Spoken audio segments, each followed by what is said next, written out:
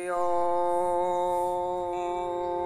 वसुदेवसुतं देवं कंसचाणूरमर्दनं देवकी परमानंदम कृष्ण वंदे जगतगुरु। बोलिए सच्चिदानंद भगवान की जय हो। आज की सत्संग श्रीमद् भगवद गीता अध्याय 13वां मंत्र 13वां। परमपिता परमात्मा के विश्व रूप का कंदन। भगवान कहते हैं, हे अर्जुन, जो जानने योग्य है, जिसको जानकर मनुष्य परमानंद को प्राप्त हो जाता है, परम आनंद को प्राप्त हो जाता है, ये बहुत बड़ी विशेष बात है। अब ये सुदामा जो भक्त है, ये परम आनंद को प्राप्त पुरुष है। उनको भली भांति मैं कहूँगा, वह अनादि वाला परम ब्रह्म न सत्य ही कहा जा सकता है, न असत्य ही कहा जा सकता है। अब यही खास बात है। अब आपके हिसाब से परमात्मा को आप सत्य मानते हो, असत्य मानते हो?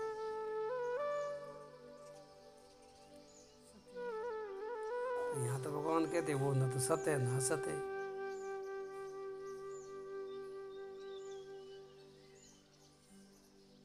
ये निरपेक्ष सत्य है। और एक संसार में जो भाषा में हम सत्य बोलते हैं ना, वो सापेक्ष है, असत्य की अपेक्षा सत्य है। लेकिन ये बिल्कुल जहाँ न सत्य है न असत्य है, वही परम सत्य है। वह सब और हाथ पैर वाला, सब और नेत्र सिर वाला, सब और मुख वाला, सब और कान वाला, क्योंकि वह संसार में सबको व्याप्त करके वो स्थित है। इस संसार में जितने हाथ है वो सब हाथ भगवान के हैं, एक ही भगवान के। जितने आँख है, जितने कान है, सब एक परमात्मा के। मतलब ऐसे एक विराट ईश्वर का आप दर्शन करो, अनुभव करो बुद्धि के द्वारा। इशारा बस सतनंता सत्रमूर्ति सहस्त्रपादा क्षिरोर्वाव सहस्त्रनाम पुरुषा सहस्त्रकोटि उदाहरण, बस वो यही है। संपूर्ण इंद्रियों के विषयों को जानने वाला है, परंतु वास्तव में सब इंद्रियों से वो रहित है। इंद्रियों को जानने वाला है, फिर भी वो इंद्रियों से परे है। आसक्ति रहित होने पर भी, सबका धारण पोषण करने वाला, निर्गुण होने पर भी वो गुणों का भोगता है। अब देखो, कई लोग कहते हैं कि परमात्मा निर्गुण है ही नहीं, सगुण ही है, सगुण साकार ही है। ये उनकी बिल्कुल सरासर झूठ बात है। परमात्मा कहते मैं निर्गुण निराकार भी हूँ और सगुण साकार भी मैं ही हूँ। सगुण गुणों का भोक्ता भी मैं ही हूँ और गुणों से परे भी मैं ही हूँ। क्यों? वो सर्व सामर्थ्य है, तो गुणों वाला भी हो सकता है, निर्गुण भी हो सकता है। चराचर सब भूतों के बाहर भीतर परिपूर्ण है और चर अचर रूप भी वही है, और वह सूक्ष्म होने से अभिज्ञ है तथा अति समीप में और दूर में भी वही स्थिति है। नज़दीक को नज़दीक भी वही है और दूर से दूर भी वही है। सूक्ष्म से सूक्ष्म भी वही है और स्थूल से स्थूल भी वही है। चराचर में सब में वही है, उनके सिवाय कुछ, सारी सत्ता उनकी ही है, उनके सिवाय कुछ नहीं है। ऐसा अगर भाव बन जाए, हमेशा के लिए ऐसी भीतर की स्थिति बन जाए, तो आप महापुरुष कहलाओगे। विभाग रहित, उसमें कोई विभाग नहीं होता है। जैसे आकाश का कोई विभाग थोड़ी होता है। एक रूप से आकाश के सदृश परिपूर्ण होने पर भी चराचर संपूर्ण भूतों में विभक्त सा स्थित प्रतीत होता है। केवल प्रतीत होता है विभक्त, अलग, लेकिन वो अलग है नहीं। तथा वह जानने योग्य परमात्मा विष्णु रूप से भूतों को धारण पोषण करने वाला और रुद्र रूप से संहार करने वाला तथा ब्रह्मा के रूप में सबका उत्पन्न करने वाला। तब देखो, खास बात ही बता दी। वही परमात्मा विष्णु के रूप में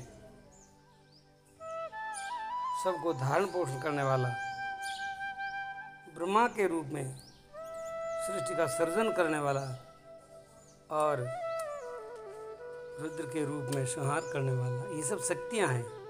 सर्जन शक्ति, पालन शक्ति, प्रलय शक्ति, 3 शक्तियाँ उसकी। वो शक्ति पति है। वह पर ब्रह्म ज्योतियों का भी ज्योति है, माया से अत्यंत परे कहा जाता है। वह परमात्मा बोध स्वरूप, जानने योग्य, तत्व ज्ञान से प्राप्त करने योग्य। वैसे वो उसको अगर समझना जानना है तो वो ज्ञान के द्वारा, तत्व ज्ञान के द्वारा ही जाना जाता है। सब में के हृदय में विशेष रूप से वो स्थित है। अब वो तत्व के द्वारा जाना जाता है, लेकिन कहाँ है, कहाँ, तो पहले उसको अपने हृदय में ही उसको जाना। विशेष रूप से मैं वहाँ स्थित हूँ। इस प्रकार क्षेत्र तथा ज्ञान और जानने योग्य संक्षेप में कहा गया मेरा भक्त इसको तत्व से जान करके मेरे स्वरूप को प्राप्त होता है। अब भगवान खुद को ही जानने के लिए कहते हैं, मेरे स्वरूप को तुम जान लो, मैं ही परमात्मा हूँ। प्रकृति और पुरुष दोनों को ही तू अनादि जान, और राग द्वेष आदि विकारों तथा त्रिगुण आदि संपूर्ण पदार्थों को भी प्रकृति से ही उत्पन्न हुए जान। हम दोनों अनादि है, कि परमात्मा और परमात्मा की शक्ति दोनों अनादि है, लेकिन सारा परिवर्तन, सारा बदलाव प्रकृति में होता है, परमात्मा में नहीं होता है। कार्य और कारण को उत्पन्न करने में हेतु प्रकृति कही जाती है। कार्य और कारण, उनका हेतु परमात्मा नहीं है, उनका हेतु प्रकृति है। एक खास समझ इस बात। जीवात्मा सब सुख दुखों का भोगने में हेतु कहा गया है।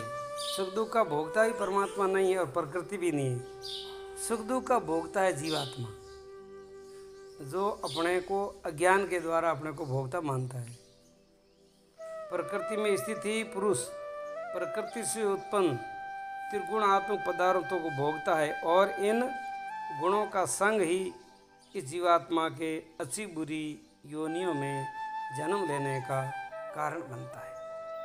ये प्रकृति का अध्यास, प्रकृति का संग, प्रकृति की आसक्ति जीव को बार बार जन्म मरण के चक्कर में ले जाती है। इस देह में स्थित ये आत्मा वास्तव में परमात्मा ही है। वही साक्षी होने से उनको उपदृष्टा कहते हैं। यथार्थ सम्मति देने वाला होने से उनको अनुमंता कहते हैं। सबका धारण पोषण करने वाला होने से उनको भर्ता कहते हैं। जीव रूप से इनको भोक्ता कहते हैं। ब्रह्मा आदि का भी स्वामी होने पर इनको महेश्वर कहते हैं, और शुद्ध सच्चिदानंद घन होने पर इसी को ही परमात्मा कहा जाता है। अब देखो, कोई संशय नहीं रहता है, ऐसी सीधी भगवान ने बात बताई। वही आदमी अलग अलग कार्यों से उसके नाम अलग पड़ जाते हैं, लेकिन वास्तव में वो परमात्मा ही है।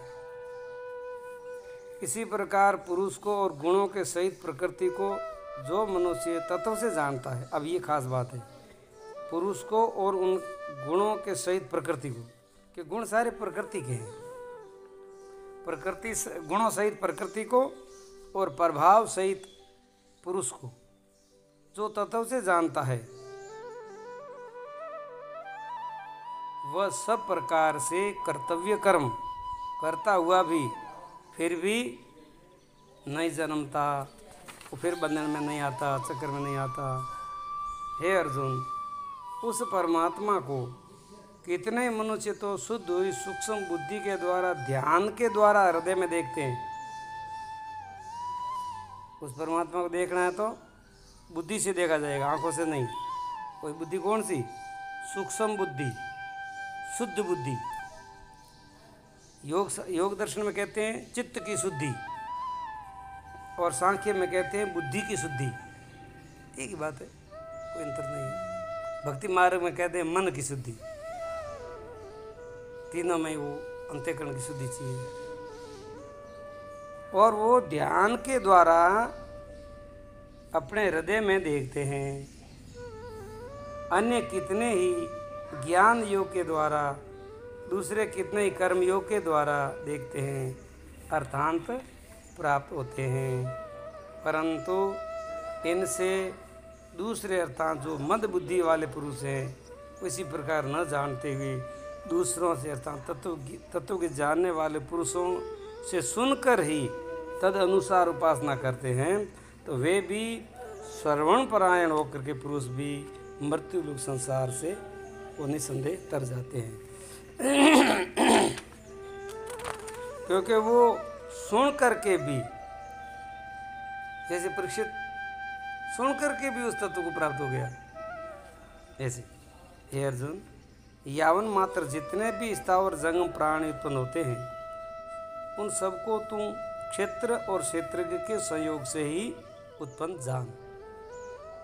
इनके संयोग से सृष्टि पैदा होती है, अकेले क्षेत्र से भी नहीं, एक अकेले क्षेत्रज्ञ से भी नहीं। जो पुरुष नष्ट होते हुए सब चराचर भूतों में परमेश्वर को नाश रहित और समभाव में देखता है, वही वास्तव में देखता है।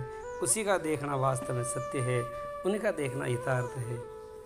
इसीलिए वो दृष्टि विवेक कहो, शुद्ध बुद्धि के द्वारा या अंतःकरण की शुद्धि के द्वारा, चित्त शुद्धि के द्वारा और महापुरुषों की वाक्यों के द्वारा, गीता के श्रवण मनन के द्वारा उस परमात्मा को आप अपने हृदय में अनुभव कर सकते हैं। और ये सबों का अधिकार है, ऐसी बात नहीं है, सबों का जन्मजात अधिकार है। मनुष्य मात्र कल्याण का अधिकारी है, इसमें कोई कम ज़्यादा नहीं है। कोई भी अपने को निर्बल न समझें, दुर्बल न समझें, कमज़ोर न समझें। और इस बात को आप गहराई से चिंतन मनन करके परम तत्व को प्राप्त कर लें। इसी के साथ आज की कथा सत्संग का विश्राम। अपने यार मित्रों को आगे से आगे दोस्तों को शेयर करें ताकि गीता का लाभ उनको घर बैठे मिले। चलते फिरते आप उनको सुनोगे तो भी आपको बड़ा भारी लाभ होगा, अंतःकरण की शुद्धि होगी और घर परिवार में सुख शांति रहेगी। इसी के साथ हरि ओम।